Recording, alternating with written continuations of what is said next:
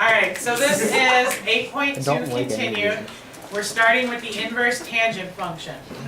Just a real quick review from yesterday. We talked about the sine, the inverse sine function. We restricted our domain. Remember, we were only talking about our domain going from -1 to 1, and our range went from -π/2 to π/2. So when we did these problems, we were looking at quadrants 1 and 4. We were positive, our ratio was positive when we were in quadrant 1. It was negative when we were in quadrant 4. Then for cosine, we did the same thing, that we restricted our domain. And for cosine, remember that we were only looking at quadrants 1 and 2. We were going from 0 to pi. So when we were talking about finding the inverse cosine or the arc cosine, we were positive when we were in quadrant 1, and we were negative when we were in quadrant 2. So today, we're going to talk about the inverse tangent function. And we're going to do exactly the same thing that we did for sine and cosine. So we're going to graph the inverse tangent function from -π/2 to π/2. So if we start at -π/2, and then go to 0, and then go to π/2. For our tangent function, at any odd interval of π/2, remember that we were undefined. So that meant that that was where our asymptotes were. And then at 0, we're at 0. So when we graph this at -π/2, we should have an asymptote, and at π/2, we should have an asymptote. And then our tangent graph crosses at the origin, goes up on the right-hand side, and down on the left hand. So that is what our tangent function looked like. Now remember that this is only one section of the tangent graph. We could have another section here. That would be like that. I thought it was only like to the half. And, huh? I thought it was only just going to that half pi. Well, yeah, Wouldn't that for, mean that would have more? for this, we are only graphing that one section, but there are, remember that tangent repeats. Like you'll have more over on the other sides. We're just drawing that small section. So for our inverse, we're going to do the same thing that we did for sine and cosine. We're going to switch our t values with our f of t values, or our x values with our y values. Remember that we could call this x and this y, because that was what we did for the inverse, was we switched our x and y values. So we're going to leave this as undefined and as -π/2. And then we have 0, 0 still. And then we have undefined and π/2. So this time, our asymptotes are going to be horizontal. Are they considered strong asymptotes? 'Cause like the last In time this we case, did it, yes. So our tangent graph is still going to cross at 0, 0. And then it's going to be positive to the right and negative to the left. What function is that? So we just flipped our tangent graph sideways. So again, remember that you could have more tangent functions. You would have more of these up and down, but for the area that we're drawing, that's the only one that we're interested in. So in this case, we've already restricted our domain to what it needs to be, so that this is an inverse function. Because as this stands right now, this is an inverse function. So in restricting the domain for the inverse tangent function, we need to look at what our domain is. So this is all of the x's that we can put into this function. So what x values can we put into this function? Into our inverse. All of them. So we can put all real numbers in. All the x values. So that means that our domain for tangent is all real numbers or in interval notation, negative infinity to infinity. Now our range. Our range are our possible y values that we can get out. So remember that this is pi over 2 and this is negative pi over 2, are where our asymptotes are. So our range, now instead of using brackets, because we have asymptotes, we're going to use parentheses, and it's going to be negative pi over 2 to pi over 2 for our range. Those are the possible y values that we can get out. So this is going to be very similar to the tangent graph, or when we were looking at the sine. That because we're going from negative pi over 2 to pi over 2, we're interested in quadrants 1 and 4 again. Because again, if we look at our tangent graph, if we go 0 to pi over 2, that's the first quadrant. And then if we went 0 to negative pi over 2, that was the fourth quadrant. So those are going to be the two quadrants that we're interested in for the tangent graph. And again, just like sine and cosine, we have some properties for the inverse tangent. If we take the inverse tangent of the tangent function for some angle, as long as that angle is between negative pi over 2 and pi over 2, we're going to get that angle back. And then if we take the tangent function of the inverse tangent of some ratio, we're going to get that ratio back for every real number v. So for all v's, we're going to get v back when we plug it in to this form. So those are two important properties to remember for tangent. So on the next page, we're actually going to do examples using tangent. So remember that we're only using quadrants 1 and 4 for the inverse of tangent. It says 1 and 2 up here. This should be a 4. It should be a v. So you have 1 and 4.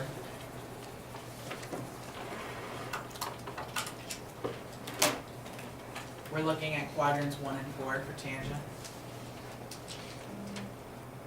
So the first three, again, are just finding that inverse tangent or arctan. Remember that those mean the same thing, they're just different notations.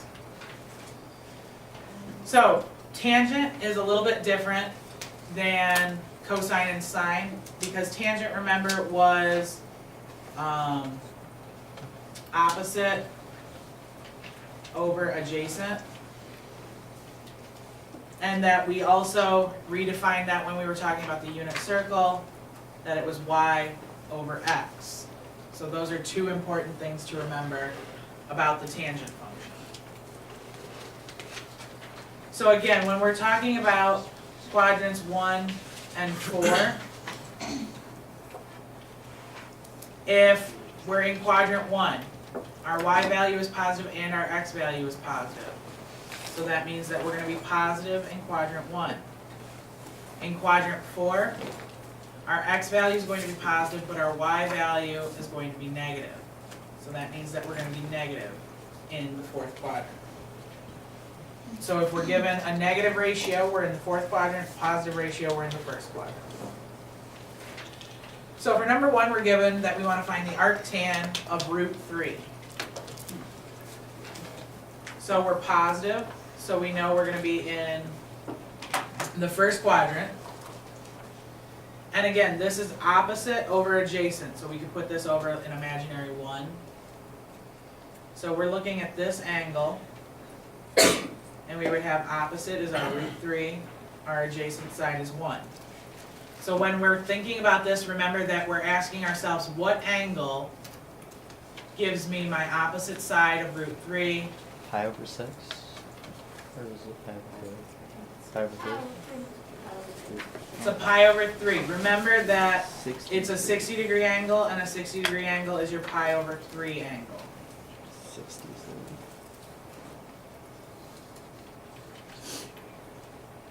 Number 2, we're taking the inverse tangent of root 3 over 3.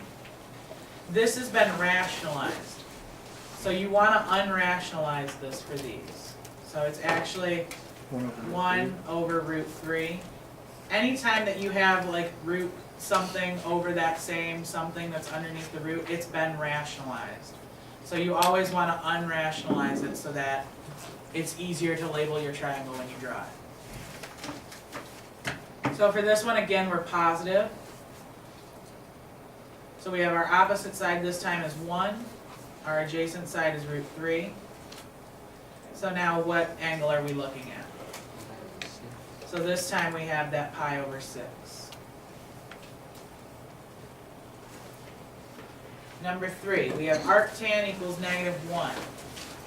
So this one, again, remember that this is over an imaginary 1. So this time we're going to be down in the 4th quadrant. And for tangent, we're not going to be on the axes, because remember that was where we were actually undefined. So -1, 1 is actually we're looking at this angle. Your opposite is that -1, your adjacent is the 1. So you're not actually on an axis when you're given these whole number answers for tangent. So make sure you're paying attention to that. So what angle are we looking at for this one? That our opposite is -1, our adjacent is 1. So we're looking at a 45, so what is that? Okay, and we went backwards. So it's a -pi over 4. Remember that your angle needs to be between positive pi over 2 and negative pi over 2. If you're going backwards, it's going to be a negative. So if you're going below that x-axis, you're going to have a negative angle. So then for the last 6, we have the composite functions again. So again, you're going to do what's on the inside first, put that into the outside, and that'll give you your answer. So this one, we're going to take the inverse tangent of -√3. And we're negative, so we know we're in the 4th quadrant. -√3 is our opposite side, and that can be over an imaginary 1, so our adjacent side is 1. So what angle are we looking at there? Pi over 3. Negative pi. Negative pi over 3 for that inverse. So that gives us a negative pi over 3. We're going to take that negative pi over 3 and plug it into tangent. So we're going to have tangent of negative pi over 3. So now we know that this was our negative pi over 3 angle here. So we want to find the tangent is opposite over adjacent. So we get -√3 back. So this one we could have used the property for, that we get -√3 back. But just so that you see that the property works, we worked it through. So number 5 wants us to do the same thing. We're taking tangent of the arctangent of 1. So we're positive, so again, we're going to be in that 1st quadrant. And this is like 1 over 1. So we're looking at this angle. Our opposite is 1, our adjacent is 1. What angle are we looking at Pi here? over 4. So that's a pi over 4. So we're going to take tangent of that pi over 4. And we get our opposite over adjacent back. So that one also uses the property. Now, number 6 is different. We're taking the sine of the inverse tangent.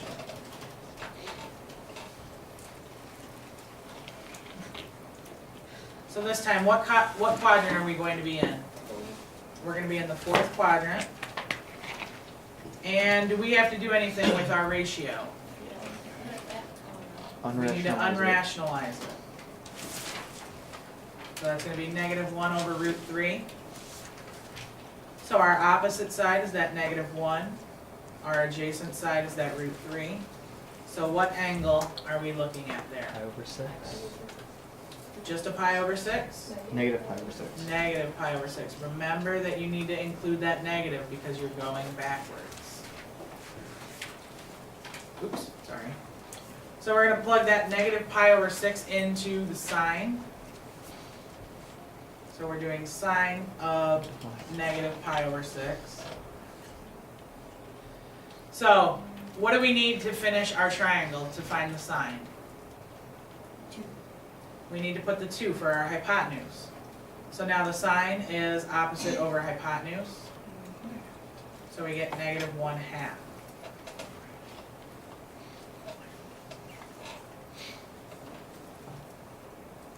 And then 7. We're taking the inverse tangent of the tangent of pi over 3. So pi over 3 we know is in the first quadrant. This is pi over 3. And we know that that's our 30, 60, 90 triangle, so we need to label that. So what's across from our pi over 3 angle? What should that be?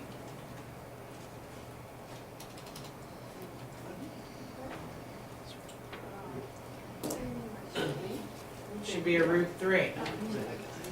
Then our adjacent side here 1. is 1, and our hypotenuse 2. So you need to make sure that you know your 30, 60, 90 triangles. And you need to make sure that you know your unit circle area, angles. So if we're finding tangent of that pi over 3 angle, we're going to take our opposite side over our adjacent side. So that's going to be root 3. So we want to take the inverse tangent of that root 3. So inverse tangent, we would have our opposite side over our adjacent side, and we're looking for that angle. So we get back our pi over 3 angle.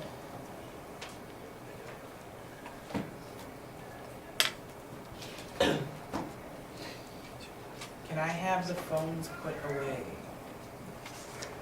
I'm seeing a lot of phones. Number 8. We're finding the inverse tangent of the tangent of 2 pi over 3. So when we do this, we need to find where 2 pi over 3 is.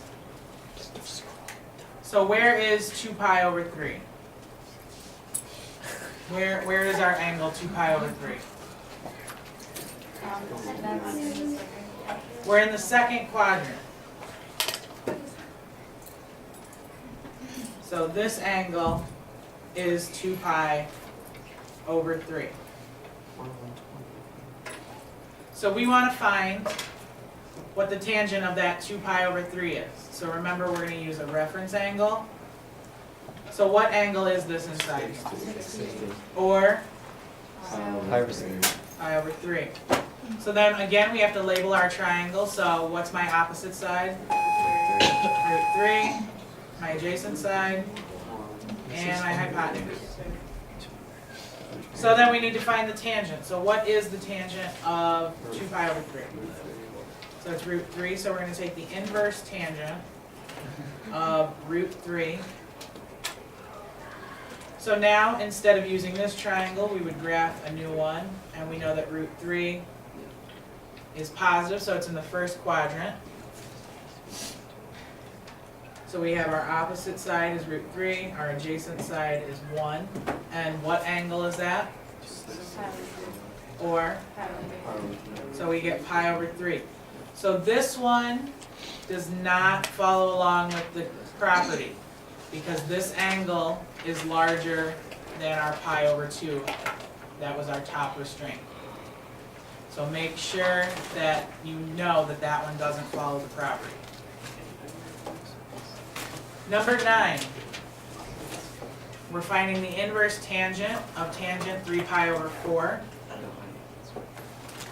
So where is 3 pi over 4? What quadrant? 2. So that's in quadrant 2.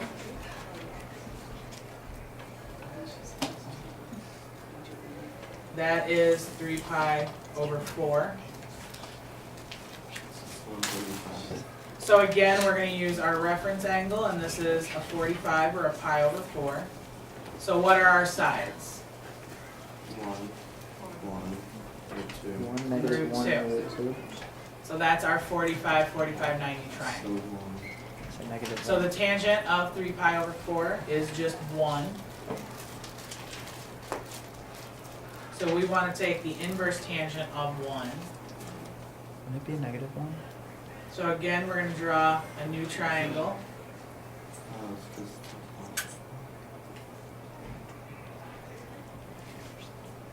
Yes, would it be negative? Yes, negative. Yeah. Aren't you going to quadrant 1?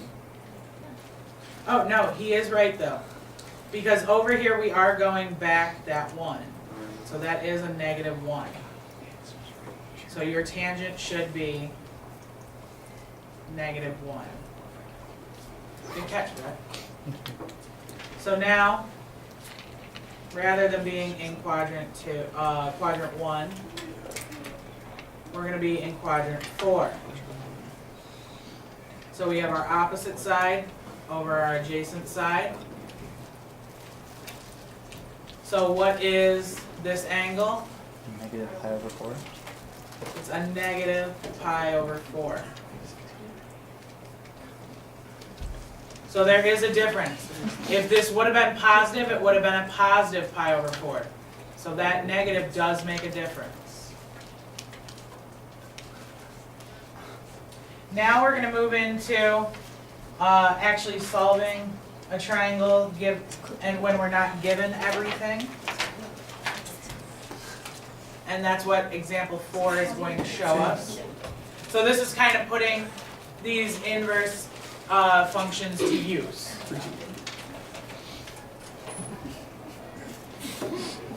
So we're going to take the sine of the inverse cosine of v, and it wants us to write it as an algebraic expression in v.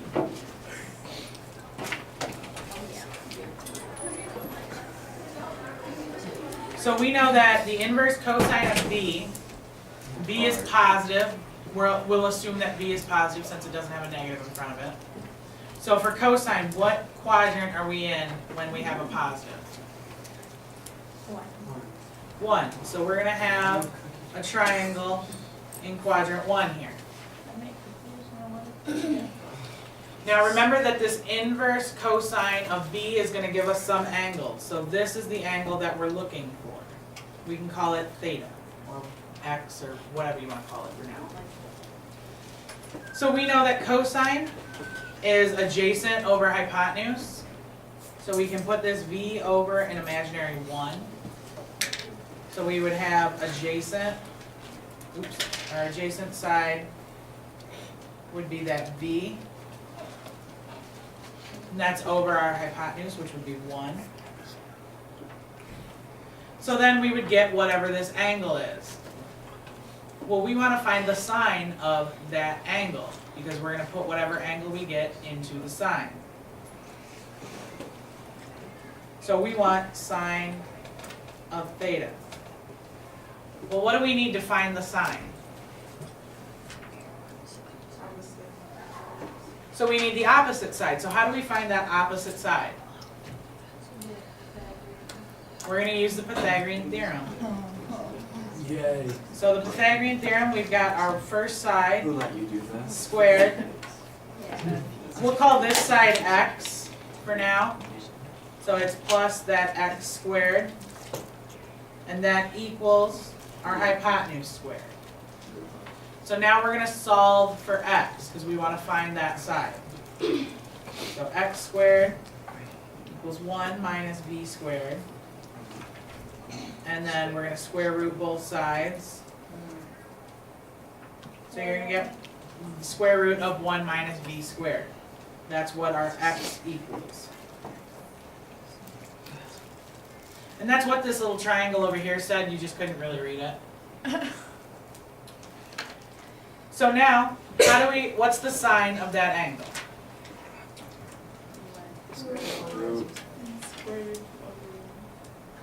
So what is it? Same thing. Yeah, just Root? that 1 over. Isn't it the same So thing? it's 1 minus v squared, the square root of that, over 1, or just the square root of 1 minus v squared. So that is all this is asking for.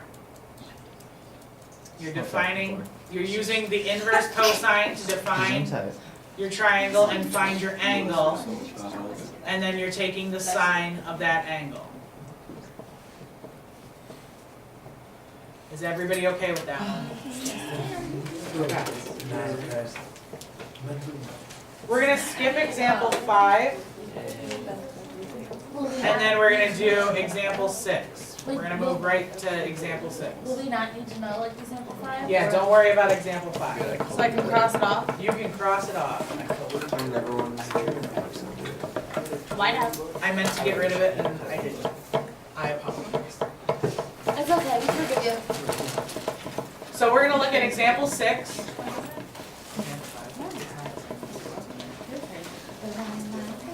You skipped it too. I'll show you. Okay, so example 6, we're asked to find the exact value of cosine of the inverse tangent of root 5 over 2. So we're going to find our inside first. So what quadrant are we in for this inverse tangent? 1, because why? Because it's tangent. Because it's positive. So remember again that tangent is opposite over adjacent. So we're looking at that angle and our opposite over our adjacent. And again, that we can just label that as theta or whatever. And we want to find the cosine now. Now that we've labeled our triangle with the inverse tangent, we want to find the cosine of that angle. So what do we have to do? So we have to find the hypotenuse and use the Pythagorean theorem again, exactly. So this time, our hypotenuse is going to be x. We're going to have 2 squared plus root 5 squared equals x squared. So we're going to have 4. Root 5 squared is 5 equals x squared. So we end up with 9 equals x squared. And what does x squared equal? 3. So our x value is 3. So now we need to find the cosine of that angle. So what is cosine of theta? Is 2/3. So that is the cosine of the inverse tangent of root 5 over 2. Isn't it just easier to say cosine? And then our last few problems. Thanks. I literally wrote you that back to that show. Our last few problems are done on the calculator. So if you don't have a calculator, could you please grab one real quick? I think so, camera shot. Oh. Can I just steal one of these? Robert. See, I look at everyone else, I'm not camera shy. Who's gonna buy me? We want to I'm uglier than you are. We're all ugly in our own style. I'm getting both of you guys. Getting a calculator does not require you to talk. Absolutely. It's okay. Alright, so for this, you want to make sure that your calculator is in radians. It's very important that your calculator is in radians. Yes. Can I do it on this calculator? Yes, you can. It's slightly different than it is on the Inspire, but you can.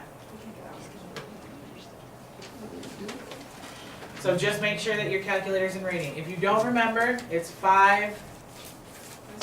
You go to the settings, you go to 2, document settings, and you'll go to this angle here and you'll change that to radian. And make sure that you hit make default. If you don't make it default, it won't change it like it should.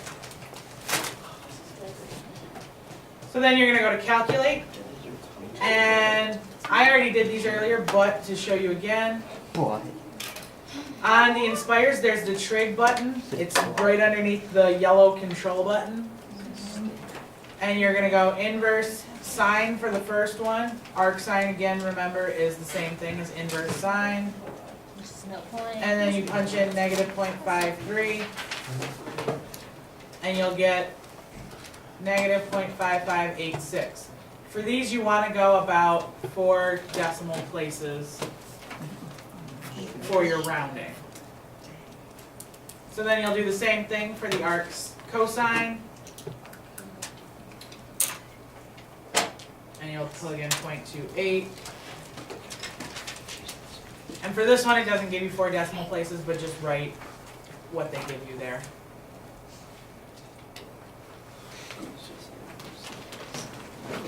And then again, we have arc tangent.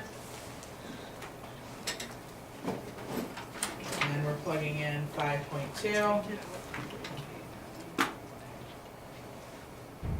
So you should get 1.3808. And then the last two are composite ones. And you're going to plug those in just as they appear. So for that first one, you're going to hit your arc cosine. And you're going to go back to the trig functions and plug in sine. And then plug in your 0.456. So you should get 1.1148. And then finally, number 5, you hit sine, go back and get the inverse tangent of negative 9.8, and you should get negative 0.9948. So if you aren't getting these numbers, let me know so I can show you how to get those started. But those should be fairly simple, you're just plugging them into the calculator. Alright, for homework, you need to finish the tangent problems. You're going to do all of the tangent problems. Yesterday, the sine and cosine ones, you did the odds. But for the tangent ones, you're going to do all of the tangent ones, and then all of the ones on the back, and then the calculator set. This is nothing. I'll fuck that all the way. Go ahead and stop.